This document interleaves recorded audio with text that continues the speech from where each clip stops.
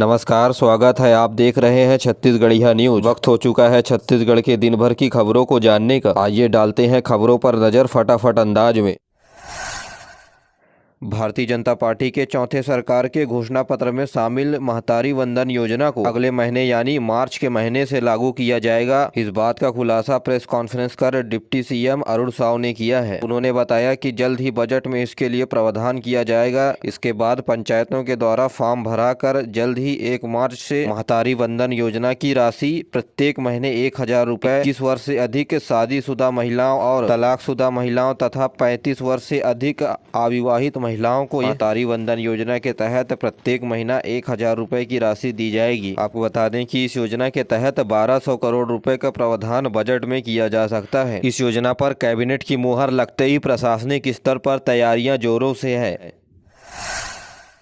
छत्तीसगढ़ में फिर हुआ गैंगरेप। 5 दरिंदों ने किशोरी के साथ किया सामूहिक दुष्कर्म। नाबालिग समेत 4 हुए गिरफ्तार। जी हां, छत्तीसगढ़ में एक बार फिर शर्मसार कर देने वाली घटना सामने आई है। जसपुर जिले के बाद अब अंबिकापुर के कोतवाली थाना क्षेत्र में 5 दरिंदों ने किशोरी से गैंगरेप की घटना को अंजाम दिया। पुलिस ने मामला दर्ज कर 2 नाबालिग समेत 4 आरोपियों को गिरफ्तार कर लिया है। इस समारोह में शामिल होने के लिए गई किशोरी के साथ किशोरी को आरोपियों ने घर छोड़ने के बहाने जंगल की तरफ ले गए, जहां किशोरियों के साथ सामूहिक दुष्कर्म किया। 2 नाबालिग सहित 4 लोगों को गिरफ्तार किया गया है। एक आरोपी फरार है, जिसकी तलाश जारी है। तो वहीं टीम बनाकर इस फरार आरोपी को पकड़ा जाएगा। सीएसपी ने दिए हैं आदेश।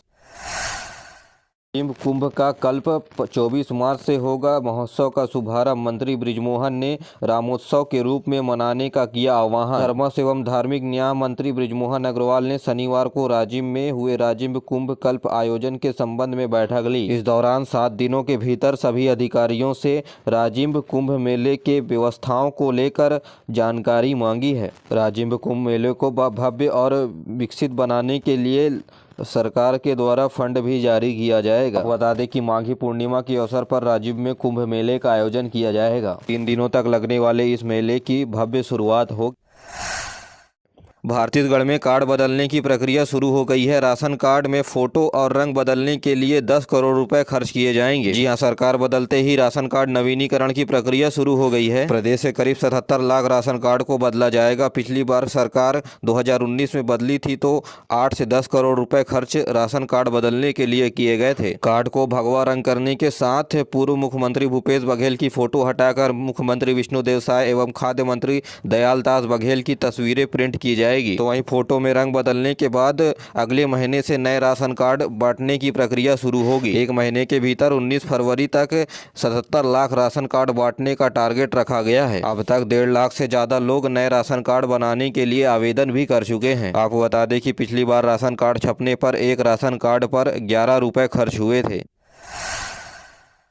छत्तीसगढ़ में न्यूनतम समर्थन मूल्य पर रिकॉर्ड धान की खरीदी हुई। राज्य में 24,72,000 से अधिक किसानों ने बेचा 144.92 लाख मीट्रिक टन। इस साल 37 लाख मीट्रिक टन ज्यादा धान की खरीदी हुई है। धान खरीदी की तारीख बढ़ाने से 19,000 से अधिक किसान हुए लाभान्वित। छत्तीसगढ़ में 96 दिनों से न्यूनतम समर्थन मूल्य पर जारी धान की खरीदी का सिलसिला थम गया है। 4 फरवरी बीते शाम 7 बजे तक की रिपोर्ट के अनुसार न्यूनतम समर्थन मूल्य पर 144.92 लाख मीट्रिक टन धान की खरीदी रिकॉर्ड दर्ज की गई है। पिछले साल 2022-23 में 107 लाख मीट्रिक टन धान की खरीदी हुई थी, जो पिछले साल की तुलना में 37 लाख मीट्रिक टन अधिक है। राज्य में इस साल रिकॉर्ड धान की खरीदी हुई है, जबकि अंतिम रिपोर्ट आना अभी बाकी है। प्रदेश के 33 लाख हेक्टेयर भूमि की फसल को 24,72,310 किसानों के द्वारा न्यूनतम समर्थन मूल्य पर बेचा गया है। तो वहीं इस धान के बदले 33,068 करोड़ 81 लाख रुपए का भुगतान सरकार के द्वारा किया जा चुका है। छत्तीसगढ़ के वित्त मंत्री ओपी चौधरी की पहल पर शुरू हुआ ईज ऑफ डूइंग कक्ष उद्योग और व्यवसाय की स्थापित करने की जानकारी के साथ ही प्रशिक्षण सेमिनार भी होंगे आयोजित। जी हां, अगले 5 सालों में छत्तीसगढ़ की आय दोगुनी करने के लिए वित्त मंत्री ओपी चौधरी लगातार प्रयास कर रहे हैं। इसी कड़ी में ईज ऑफ डूइंग बिजनेस को बढ़ावा देते हुए जगह जगह उद्योग लगाए जाएंगे। के लिए अकुशल श्रमिक को व्यवसायिक कक्ष लगाकर कुशल श्रमिकों में बदला जाएगा। स्थायी संगठनों के द्वारा सुविधाओं को बढ़ाते हुए प्रशिक्षण, सेमिनार, कार्यशाला आयोजित होगी। नया उद्योग व्यवसाय प्रारंभ करने के लिए अवसर तथा कुछ प्रश्न और उत्तर पूछे जाएंगे। छत्तीसगढ़ में हथनी को टुकड़े टुकड़े में काटा, पहले करंट लगाकर मारा, फिर 12 गड्ढों में किया दफन। 15 आरोपी किए गए गिरफ्तार। जिले के रमकोला में एलिफेंट रेस्क्यू सेंटर में लगे गुड़िया जंगल में करंट की चपेट में आकर हथनी की मौत हो गई। आरोपी ने 100 के टुकड़े टुकड़े कर 12 गड्ढों में दफनाया था। वन विभाग ने 7 ग्रामीणों को वन विभाग ने गिरफ्तार किया। ग्रामीणों ने जीआई तार लगाकर करंट फैलाया था, इससे 1.5 माह की हथनी की मौके पर ही मौत हो गई।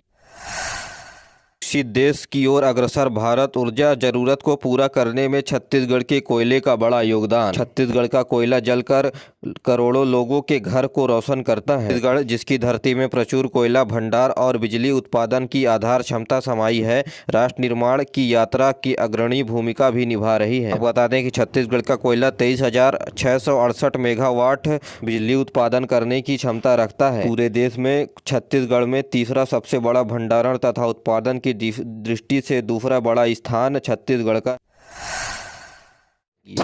अंबिकापुर में लाइसेंस मिलते ही शुरू होगी हवाई सेवा। केंद्रीय विमानन मंत्री पूर्व डिप्टी सीएम को लिखा पत्र, फ्लाई लाइसेंस हो चुका है अवार्ड। अंबिकापुर के दरिमा स्थित मां महामाया एयरपोर्ट में उड़ान शुरू करने के लिए अंबिकापुर बिलासपुर, अंबिकापुर और Ambikapur Raipur Ambikapur fly licence fly big airlines award दिया जा चुका है। लाइसेंस मिलते ही नियमित उड़ान शुरू की जाएगी। पूर्व डिप्टी सीएम टीएस सिंहदेव ने केंद्रीय विमानन मंत्री को लिखा पत्र और कहा, 15 दिसंबर तक लाइसेंस मिल जाने थे, लेकिन अभी तक सरकार के द्वारा कोई काम नहीं किया गया।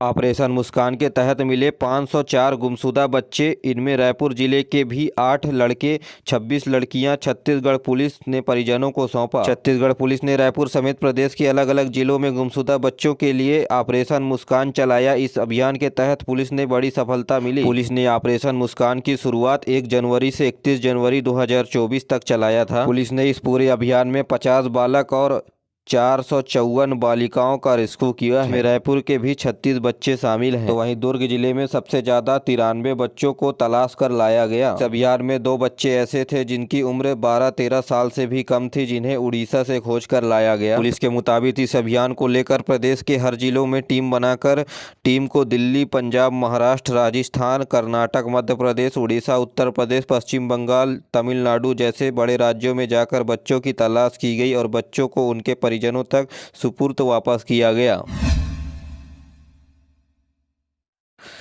सीएम विष्णुदेव साय ने कहा कि राज्य युवा मितान क्लब की योजना नहीं होगी बंद, समीक्षा के बाद विचार करेंगे। तो वहीं राहुल गांधी की न्याय यात्रा पर बोले कि छत्तीसगढ़ में भारतीय जनता पार्टी 11 की 11 सीट जीतकर मोदी सरकार को देंगे।